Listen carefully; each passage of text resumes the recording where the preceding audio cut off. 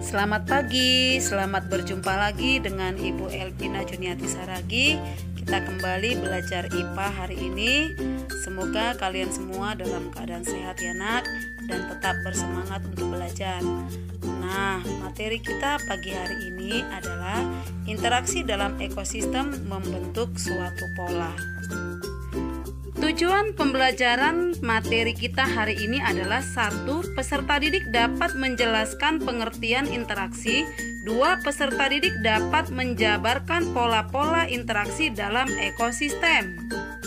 Coba kamu perhatikan gambar ekosistem kecil berikut ini, yaitu akuarium. Di dalam akuarium terdapat komponen biotik seperti ikan, tanaman air, dan fitoplankton, yaitu tumbuhan kecil yang melayang-layang dalam air. Kemudian terdapat komponen abiotik seperti cahaya matahari, udara, pasir, batu, dan lain sebagainya. Nah, di antara komponen yang satu dengan komponen yang lain terjadi interaksi atau saling ketergantungan. Di dalam ekosistem, setiap organisme tidak dapat hidup sendiri dan selalu bergantung pada organisme yang lain dan lingkungannya. Saling ketergantungan ini akan membentuk suatu pola interaksi.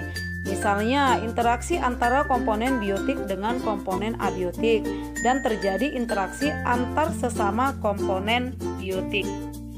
Interaksi antara makhluk hidup dengan makhluk hidup yang lain dapat terjadi melalui rangkaian peristiwa makan dan dimakan, seperti rantai makanan, jaring-jaring makanan, dan piramida makanan. Apakah rantai makanan itu? Rantai makanan adalah peristiwa makan dan dimakan antar makhluk hidup dengan urutan tertentu. Contoh, tumbuhan dimakan belalang, belalang dimakan katak, katak dimakan ular, ular dimakan elang, elang mati diuraikan oleh pengurai. Setelah itu kita harus membuat peran dari setiap organisme pada rantai makanan tersebut.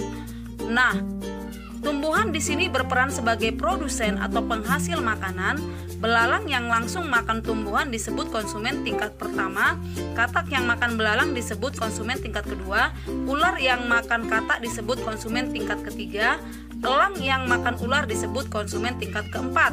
Kemudian elang akan mati sendiri, tidak dimangsa hewan lain, kemudian diuraikan oleh pengurai.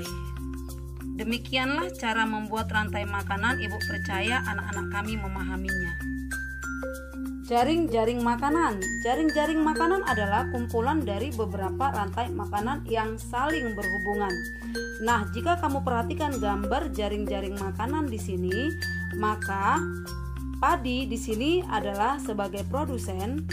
Nah, yang langsung memakan padi disebut konsumen tingkat pertama, yaitu ulat, belalang, dan tikus. Kemudian yang langsung memakan konsumen tingkat pertama disebut konsumen tingkat kedua. Di sini hewannya adalah katak, burung, ular, dan elang. Kemudian yang memakan konsumen tingkat kedua disebut konsumen tingkat ketiga. Hewannya di sini adalah elang dan ular. Kemudian yang memakan konsumen tingkat ketiga adalah konsumen tingkat keempat, yaitu elang.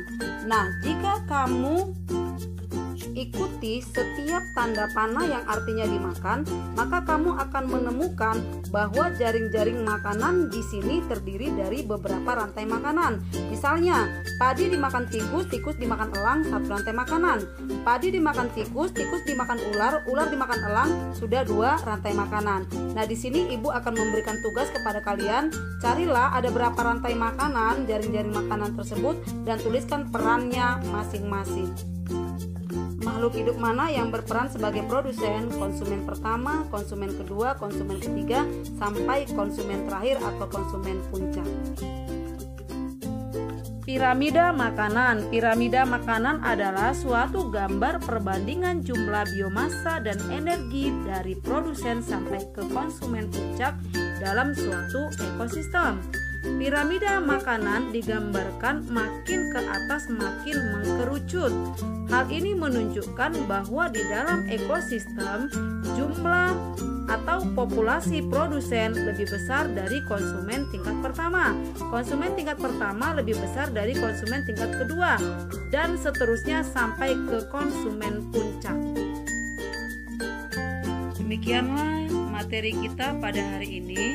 Ibu harapkan kalian semua mengerjakan tugas-tugasnya dengan semangat ya nak.